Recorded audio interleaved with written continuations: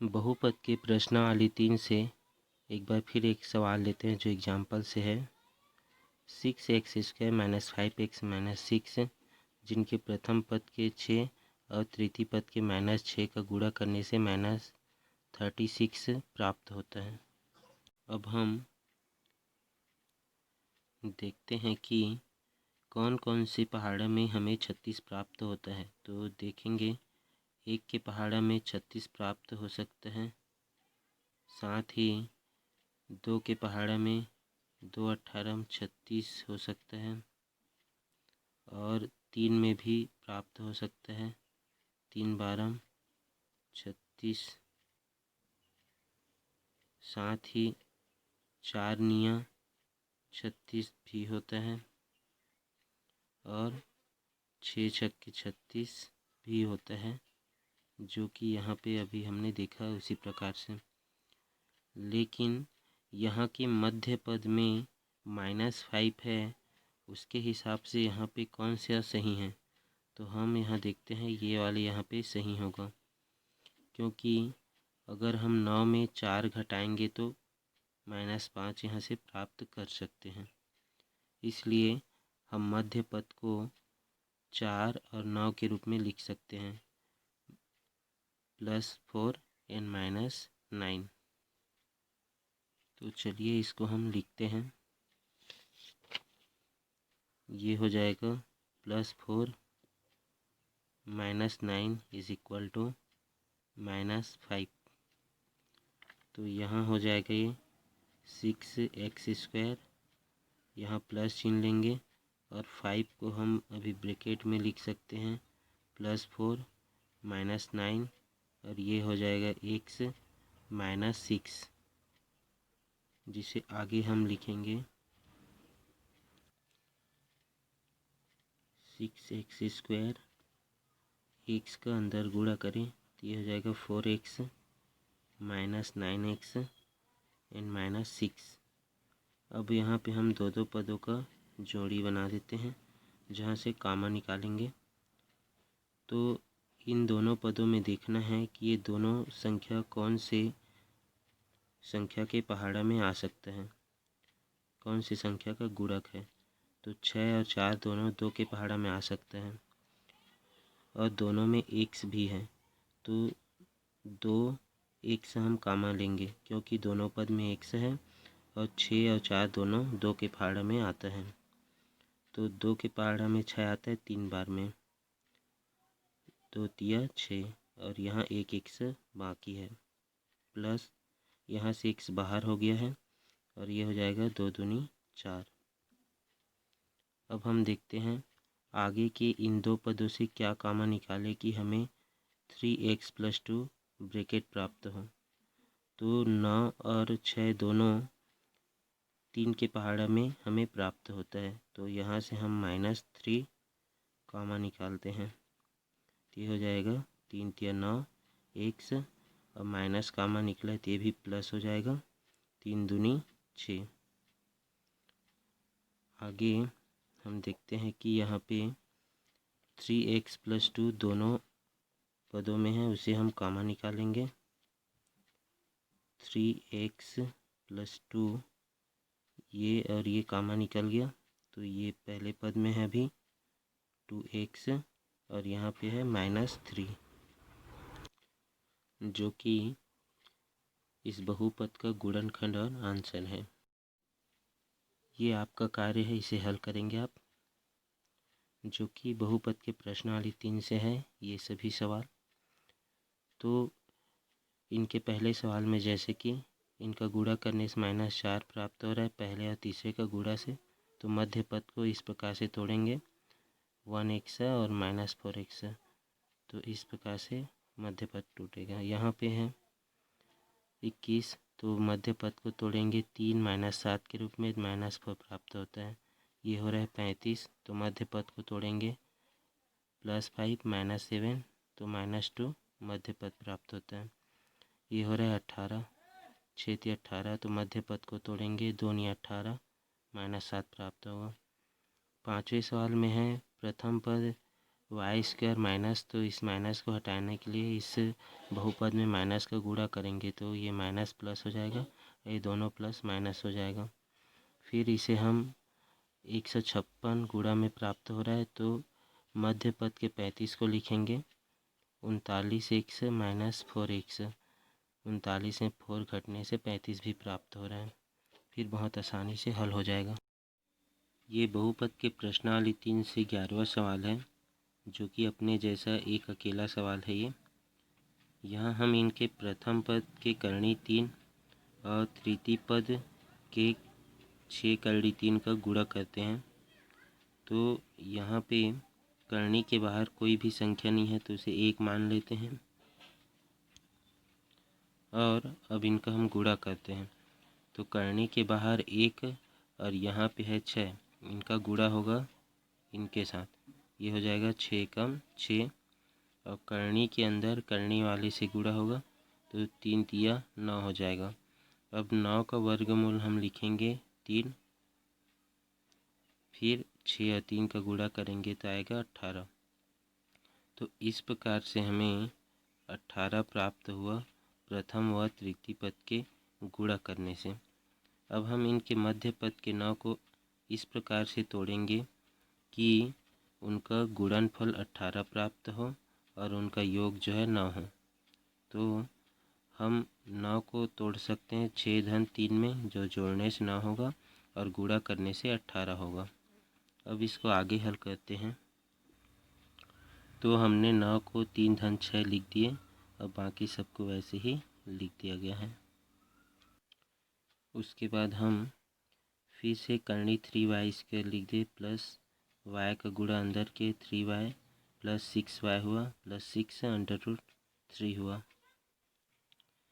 अब हमें यहाँ से कामा निकालना है दोनों पदों से, तो y कामा निकल सकता है, लेकिन यहाँ 3 है, यहाँ करणी 3 है, तो इस 3 को हम इस प्रकार से लिख सकते हैं, जैसे कि यहाँ पे 3 को हम चाहे तो करणी 3 2 बार गुणा में लिख सकते हैं, क्योंकि इन दोनों का मान होता है करणी 9 और करणी 9 का वर्गमूल होता है 3।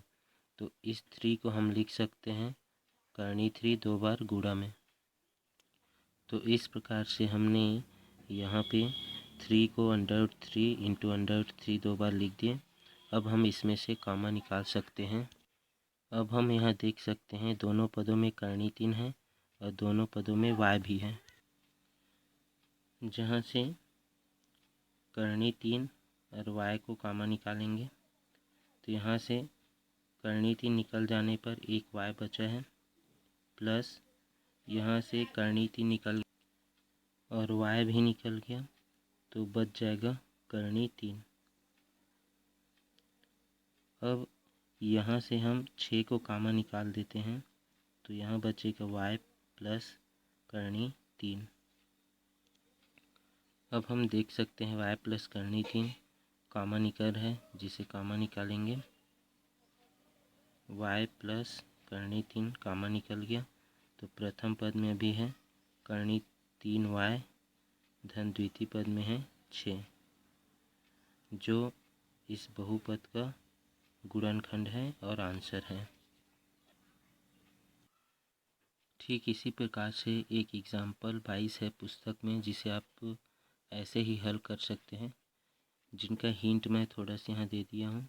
प्रथम व तृतीय पद का गुणा कर रहे हैं यहाँ, तो 4 दूनी 8 हुआ माइनस 8, 3 तिया 9 करणी 9 हुआ, इसका वर्गमूल 3 गुणा करने से 24 आया।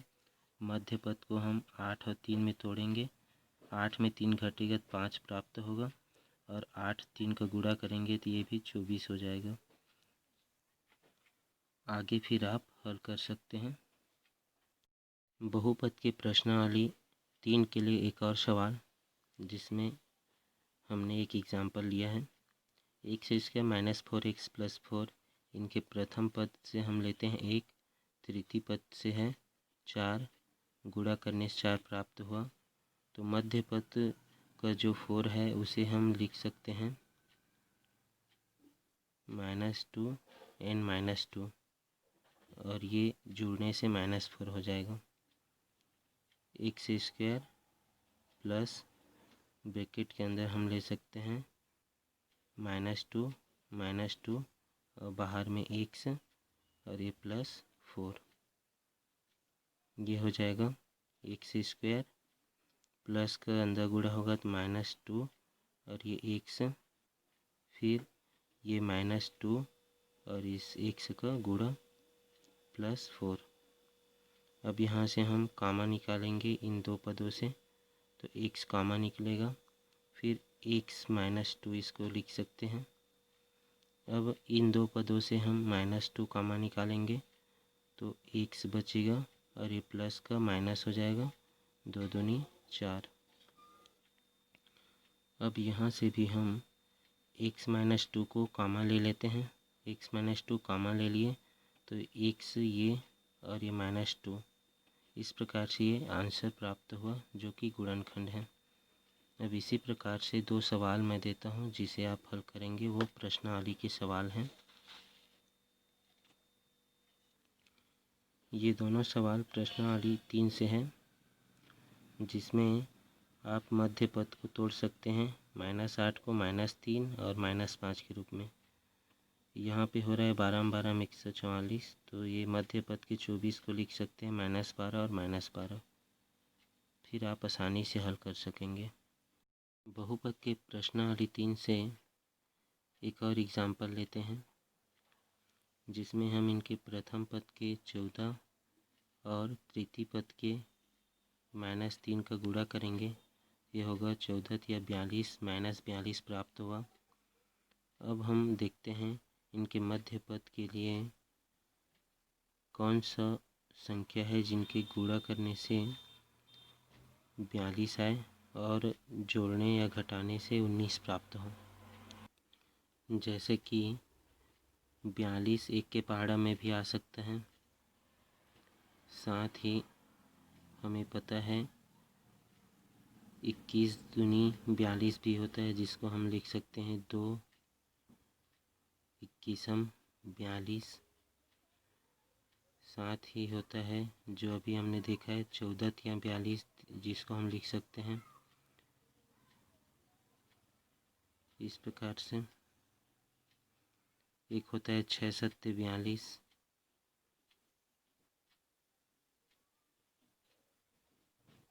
तो यहाँ पे हमें देखना है इनके मध्य पद के 19 के हिसाब से परफेक्ट कौन होगा। तो यहाँ पे ये परफेक्ट होगा, क्योंकि यहाँ 21 दूनी 42 भी हो रहा है और 21 में 2 माइनस करने से घटाने से हमें 19 भी प्राप्त होगा। तो हम इसको यहाँ ले सकते हैं। तो हम लिखेंगे इसको -2 और +21 इज इक्वल टू +19। तब ये हो जाएगा 14 x², इसको लिखेंगे हम प्लस और इसको ब्रैकेट में लिखेंगे -2 + 21 इंटू x और -3। अब इसे आगे हल करेंगे तो होगा 14x² प्लस माइनस को गुणा माइनस, और ये हो जाएगा -2x और प्लस प्लस का प्लस होगा 21x -3। यहाँ से हम कामा निकाल सकते हैं। अब इन दोनों पदों में हम x देख सकते हैं, तो x कामा निकलेगा। साथ ही 2 के पहाड़ा में 2 और 14 दोनों आता है, 2 भी कामा निकलेगा। तो 2x कामा निकालेंगे, 2 7 14, 7 बार में आया 14 और एक x बचा है। यहाँ से पूरा 2x बाहर आ गया है, तो -1 होगा। अब हम इन दोनों पदों से क्या कामा निकालें कि हमें 7x - 1 ब्रैकेट प्राप्त हो। तो यहाँ हम देखते हैं 21 और 3 दोनों 3 के पहाड़ा में आएगा, तो 3 कामा निकलेगा। तो 3 7 21, 7x हुआ -3 एकम 3। अब यहाँ से भी हम 7x - 1 को ब्रैकेट ले सकते हैं, कामा निकाल सकते हैं इसको। 7x - 1 कामा निकाल लिए ये दोनों कॉमन निकल गया तो बच गया यहाँ पे पहले पद में 2x और यहाँ पे +3। तो इस बहुपद का गुणनखंड ये है जो कि आंसर है। ऐसे ही और सवाल है प्रश्नावली में 2 सवाल, उसे आप हल करेंगे।